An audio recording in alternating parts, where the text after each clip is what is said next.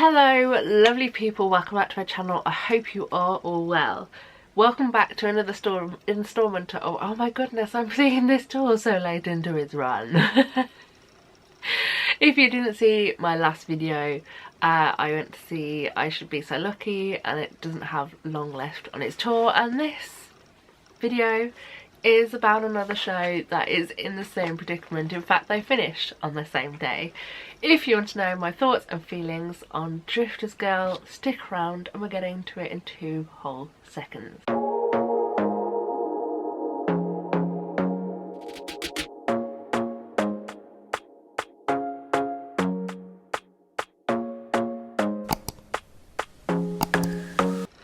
So, the Drifters Girl, let's get into it. Technically, this was a rewatch.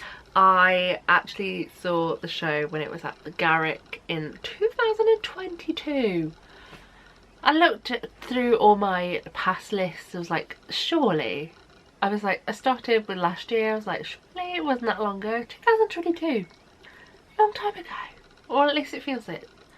I mean, COVID did mess us all up time-wise, and nobody knows how long anything has been on for, but that's a story for a different day. I did kind of fall in love with this show back in the day, and so when they announced the tour I was like, yep, I'm going back. I almost did miss seeing this show in Birmingham though. It was very last minute. I can't do that to myself again. But if you don't know about the Drifters, let's get to know. Drifters Girl is the story of the Drifters. It's many different changes in band makeup, and it's mainly told from the perspective of the manager by the name of Faye Treadwell. A queen, an icon, an incredible human being. The music of the show is pretty much the back catalogue of the Drifters, which means there is going to be people of a certain age singing along, sometimes quite loudly. We're not getting into that again, I did talk about that in my last video. But the music in the show is good enough and loud enough that you don't have to listen to everyone talking and singing along. And the entirety of the show is portrayed and performed by 6 strong cast. That's right, 6 people are on the stage. Love this. So in our show we had full cast in which there was no swings or understudies on. So we had playing the roles of George Treadwell and others, Miles Anthony Daly. I really liked his portrayal of George. George Treadwell is obviously the person that brings Faye into the life that she became so famous for, and he eventually, as the same surname suggests, ends up falling in love and marrying her. But I very much enjoyed his portrayal of that character of George alongside his other characters as well. We also had Ashford Campbell on playing Benny King, Rudy Lewis and others. I had the fortune to see Ashford sing that exact role in the West End. He was actually on the day that I saw it at the Garrick. So it was really nice to see him again singing that role, especially as he broke me again in Act 2. Spoiler alert, but not major spoiler alert. If you know anything about the Drifters, Rudy Lewis, one of Ashford's characters, unfortunately passes away during a song in the show, and for some reason that song always breaks me. So yeah, congratulations, you did it again. Tariq Frimpong played the roles of Klagenvater, can't say that any other way, Lover, Patterson and others. I really enjoyed his performance as well. Very high energy, very just exciting to watch, and I really enjoyed seeing what he did with the roles. Obviously, when I last saw it, that role was played by Matt Henry, so he had big shoes to fill, and boy did he fill them.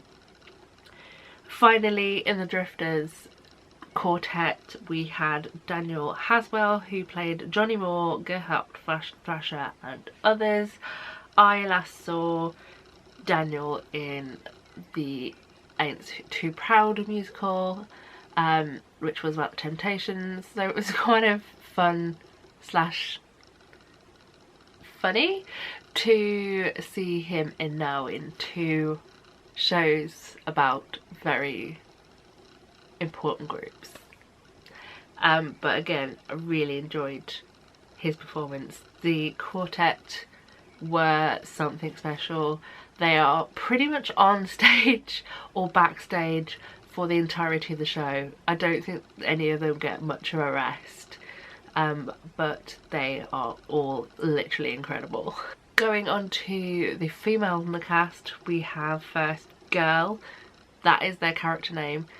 On the tour, that role is played by an adult. In London it was played by a child. Obviously it's easier on tour to have that person be of an age where it's not tricky. But it's not like that change took anything away. It was still absolutely excellent. In our performance, Girl was played by Jada Bell Ricketts, and again, I really enjoyed watching her do her thing. I don't feel like she sung much. Most of her work was spoken, but I really enjoyed watching her. Finally, we get to the final member of the cast, the icon, one of the reasons that I went to go and see this show straight after work on a Friday evening, and that is Carly Mercedes Dyer. If you have been with me for a while, you will know my true love of that woman. Her voice is something else, and I am so grateful that I was in a room listening to her voice live again. I am quite the fan of the original London cast recording, and to hear that music in the flesh again was amazing. And the role of Faye is quite a powerful one, and a powerful sing at times. There is a couple of songs that she is on her own on that stage, and I was like, yes, every time. I just loved seeing Carly do her thing, and yeah, incredible. When you see shows like this and you see these performances, you 100% wish for more tour-based awards, just so that these people get the praise they should. I just loved it. Like I said, the cast are amazing and extremely hard-working. I don't think many of them get much of a moment's rest during the show. They're either on stage or they quickly go off but then turn into a new character by the time they come back on, and they're just incredible to watch. And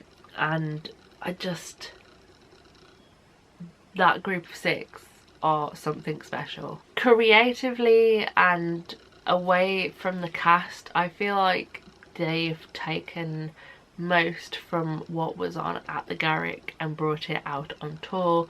It felt very similar, very homely, in that I knew what everything was going to look like, and I really enjoyed that aspect.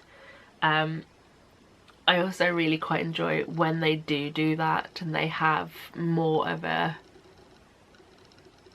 West End feel about something. It's hard to explain, but yeah, I like it when you literally feel like you've been picked up out of a London theatre and dropped close to home. I like it. Anyway, a few things I want to mention. Firstly, we have the set design, which is designed by Anthony Ward. I love how clever it is. It's mainly a lot of moving parts, most of which are moved by the cast, apart from some of the, like, can we call them partition walls, that kind of move along the stage. I don't know what I'm doing, but I just think it's really clever. There is also lighting that comes from way up high and ends up as like a bar. I love it. It's just clever. And speaking of lighting, Ben Cracknell's lighting design on this show is just a delight. I also forgot the little touches of video and movement on the back wall, which I was again looking through my program in the interval. I was like, okay, I remember this, I remember this, and I was like, I do not remember that the person who is designed all of the stuff that's on the screen is the one, the only Andre Goulding, who I still think I butcher his name or their name every single time that I say it, but every time I've seen their work on a stage I have loved it. And I've seen it, I think, quite often recently without even trying, but it was really fun to see all that working in the back again. And yeah, I just really enjoyed seeing this show again, I'm not gonna lie. My one little thing was that when it came to the music, it was of good volume and I really enjoyed it. However, when there was dialogue, it's not that it was quiet and that it was like the microphone had been took away. However, it was a lot more quiet than the music was, and so if you were hard of hearing, especially with the accents used in this show, it did kind of feel like you could miss some dialogue if you weren't listening closely enough. Obviously, well, not obviously, but my hearing, touch wood, is quite decent. I can hear pretty much everything, but I did take my mum to go and see the show, and she did say that there was a couple of times she just missed something because she couldn't quite hear what was going on. So that was something to be aware of. We did sit towards the back of the circle because that's where the tickets were available when we purchased, but I just wanted to put that out there. Like with the last show I did this kind of chat with, this show is closing very soon. A bit too soon in my eyes. At the time of me filming, it's only got three places to go on its tour. By the time this video goes up, I think that'll be down to 2. So at the time of filming, it's got Bromley, Edinburgh, and it finishes in Cardiff. It finishes and closes in Cardiff on the 11th of May, which is gutting because that means I'm not going to get to see the show again because I'm already busy on the 11th of May. Why? Hopefully this show comes back because it is an incredible show with a great story to tell. But yeah, I'm so grateful and glad that I checked the Hipdrome website and saw that it was out, or it was on tour in Birmingham this week, because I think I'd have kicked myself if I missed it. But there we go.